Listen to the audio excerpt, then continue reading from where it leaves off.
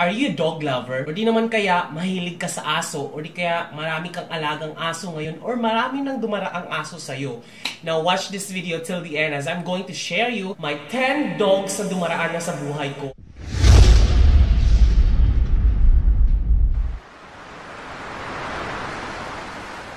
Hey guys, welcome back. This is Jonathan Orbuda. You're watching I Love Tansyong TV, a channel that highlights and celebrates the beauty of life. You are new to this channel, consider subscribing. Just click the subscribe button, yung pula, at yung bell notification na katabi nito para ma-notify kayo moving forward sa mga upcoming uploads ko. And if you are using your social media like Twitter, Facebook, and Instagram, please follow me at I Love Tansyong. And visit my blog, it's ilovetansyong.com. Valentine's na kasi ngayon, di ba? Pag sinabing Valentine's, dapat may ka-date ka. Pero pag may ka-date ka, hindi naman literally na tao yung ka-date mo, which is natataon sa episode na to. Pag-uusapan natin ngayon ang 10 aso na dumaan sa buhay ko na minsan nakaka-date ko. Trivia guys, sobrang hilig ko sa aso. Bata pa lang ako, sa probinsya pa lang ako. Province of Bohol ako lumaki at yung lolo't lola ko talagang aso talaga meron kami sa bahay. Sobrang dami. At ang mga aso kasi sa probinsya, pinamimigay lang, ina-adapt lang, yung tuta pa lang. So pag meron ng tuta, hindi mo na ako mapapaalis sa bahay. Nasa bahay lang ako para mag-alaga ng tuta talaga. Those were the days na nasa probinsya pa ako, bata pa ako hanggang high school. So ngayon naman, nandito ako sa Manila, may mga 10 aso na totally, sa span na nandito ako sa Manila, na naalala ko, meron akong 10 aso na part na ng buhay ko. Pero bago natin puntahan yan, trivia lang guys, alam nyo ba na merong 150 breeds of dogs around the world? Which is 8 category or 8 klase sila based on their purpose. Like, first is toy, kung may mga maliit na mga toy dogs. Second is sporting, yung mga hound. Meron ding working, merong non-sporting, merong herding.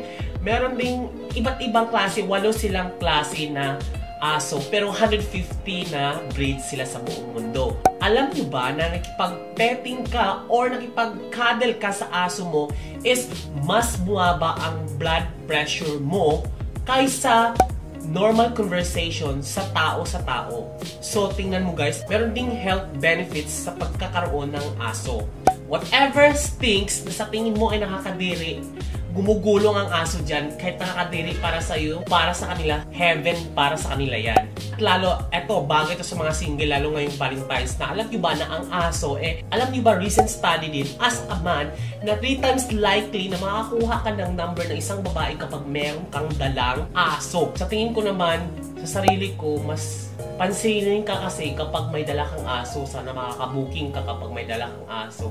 Magamit ka rin yung technique. Here are my 10 dogs na part na ng buhay ko. Number 1, Sweet Aspin Dog.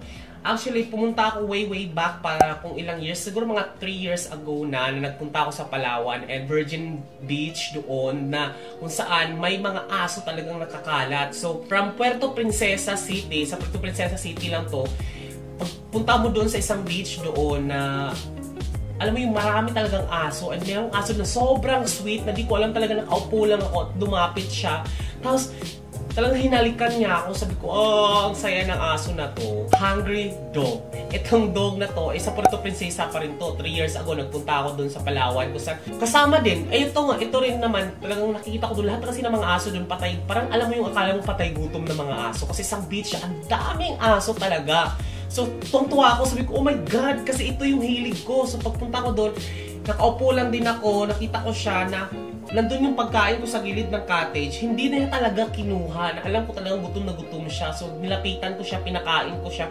Sobrang sweet talaga. Alam kong gutom siya, pero hindi siya nagnanakaw. Number 3. The Golden Retriever. Alam mo, sobrang memorable ko ito. Nakita ko tong Golden Retriever nung pumunta ako sa Pet Express sa MOA, sa SM Mall of Asia, kung saan nakikita ko tong aso. Sobrang sweet talagang. Tahol siyang tahol sa akin kapag umaalis. Hindi naman ako yung may-ari. Tahol ng tahol siya. Tapos lapitan ko siya, talagang niyakap ko siya, talagang dinidilaan niya ako. Hindi niya talaga ako kilala ha, pero talagang siguro pakiramdaman lang. At sobrang memorable sa akin tong aso na to, kahit hindi sa akin. Kasi nga, ito yung unang araw na lumabas ako from the hospital. Kasi nga na-opera ako or meron akong procedure sa kidney stone ko that time. Pagkalabas ko agad, ng hospital. Yan yung unang gala ko at itong aso na to ang namimit ko sa Mall of Asia. Coming up next is the huge dog. Grabe, nakita ko to, nag-travel ako sa Sabang Beach sa Baler. Punta ako doon para mag-surf. Nakita ko ang laki talaga ng aso. Grabe, natakot ako nung una. Pero inamoy niya ako.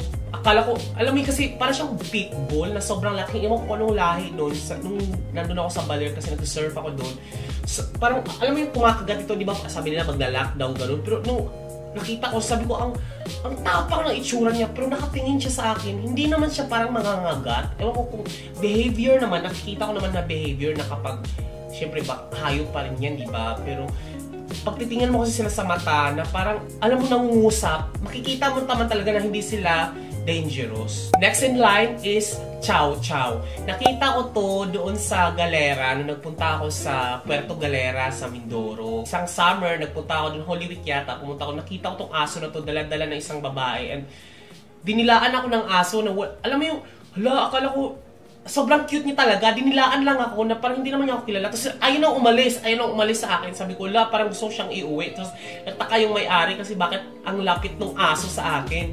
So hindi ko talaga makakalimutan yung aso. Chow Chow siya sa Puerto Galera. Next is companion dog. Ito naman yung pug. Yung pug naman na to, nakita ko siya sa, na-meet ko to, itong dalawang pug na to, nung magala ako sa Resorts World sa Pasay. Then nakita ko yung ang cute kasi ng pug, kasi hindi ko rin kasi ka-afford talaga magkaroon ng pug talaga kasi ang mahal niya. So nung nakita ko, sabi ko, oh my god, parang nasa MIB, parang alam mo yung pangit-pangit ang mukha, pero ang cute-cute talaga. Tapos nilapitan ko siya, sobrang una, yung nilapitan ko yung itim, niyakap ko, nagselos yung isa. Talagang lumapit din sa akin, tapos umakyat dito. So memorable sa akin yung aso na yun. Next in line is Aspen from Palawan. Pumunta ako doon sa Palawan, sa Baker's Hill. Ewan ko kung sino mga nakapunta guys, comment down below lang. Pero pumunta ako doon, sobrang magala-gala lang siya. Tapos lumapit siya sa akin, tapos humiga-higa, parang ang kulit-kulit gano'n. Tapos wala naman ako dalang pagkain noon, naggagala lang ako picture-picture lang sa Baker's Hill. Tapos ang cute niya, Aspen siya, asong Pinoy, tapos nakahiga siya, tapos parang gumagawa-gawa pa siya ng trick para mapansin ko. Sobrang cute talaga ng aso na yun, hindi ko makakalimutan. Next in line is Janos the Labrador. Na-meet ko tong aso na to nung travel ko sa Real Quezon. Nagpunta ako doon sa isang beach para mag-surf din together with my traveler friends. Ito talaga ni Janos, Labrador siya na black. Tapos pag hinahagis, gusto niya ako eh. Gusto niya makipaglaro, talagang napapagod na ako talaga sa kanya. Sobrang energetic ng aso. Tapos alam mo yung bola, tinapon mo sa dagat, susunod talaga siya at gusto niya paulit-ulit kong gagawin na, alam, kahit siguro araw-araw mo gagawin yung sa hindi mapapagod. Ako na lang talaga mapapagod.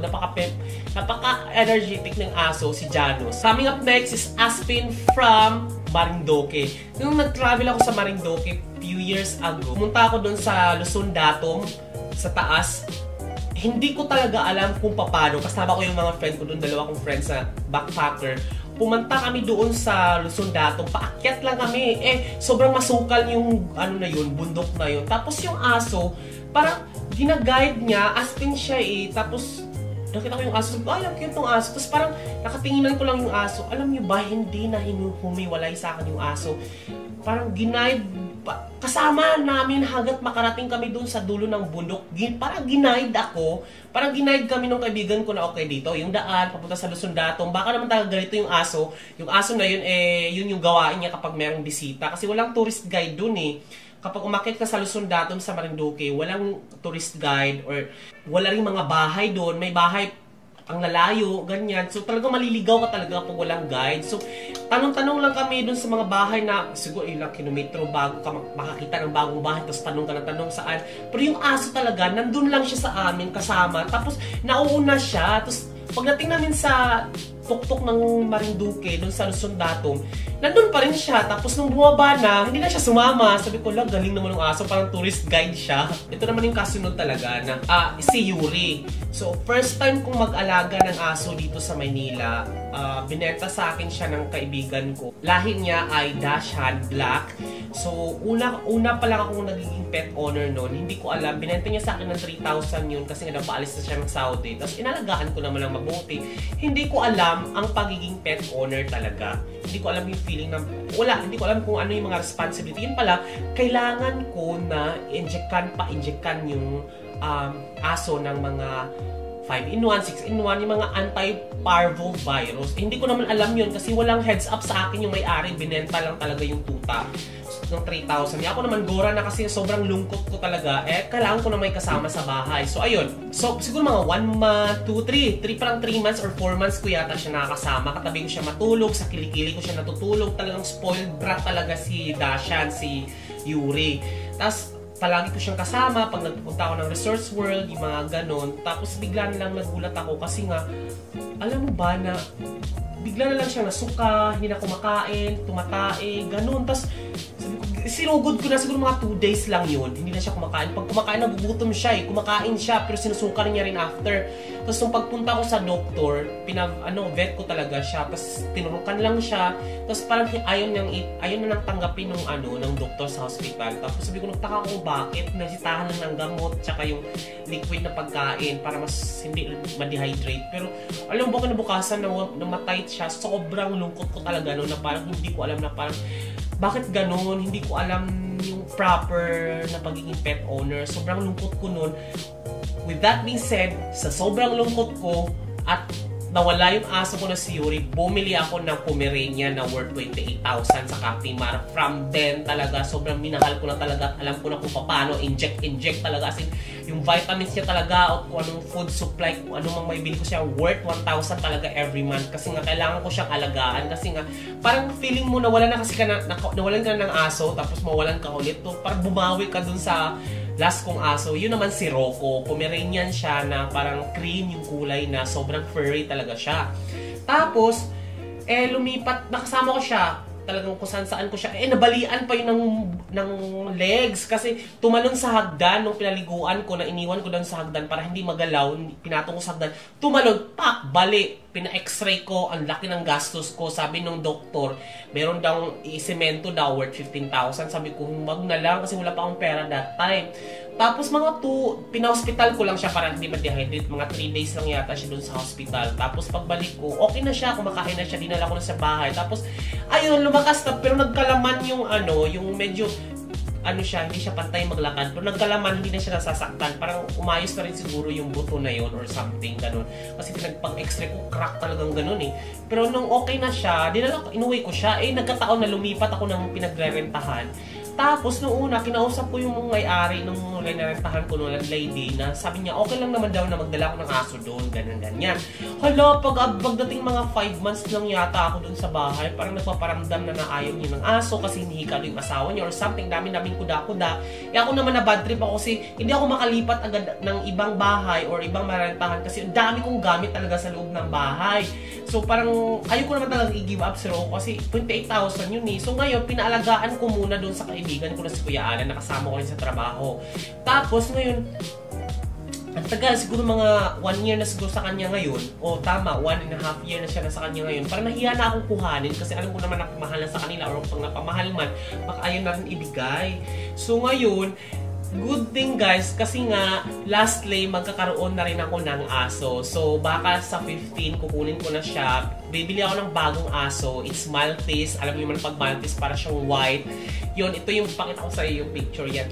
Bibilihin ko siya, then perfect na siya dito sa condo kasi nga condo living naman, then toy dog naman siya, parang companion dog lang siya. Dito lang siya sa loob.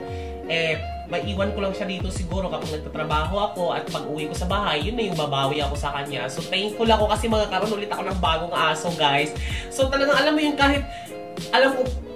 kahit mag-isa lang ako dito sa condo, alam kong pag uwi ko, meron talagang excited makita ako or yun naman kaya talagang meron akong uwi ako na maaga kasi alam ko meron akong pakainin or else parang alam mo yung meron kang anak na dapat kang umuwi na maaga or di kaya maging responsible pet owner ka. So, ganun yung feeling ko at sobrang excited ako kasi ito yung feeling ko nung binili ko si Rocco na Pomeranian. Parang excited ko na. Pero kukunin ko na siya baka this week.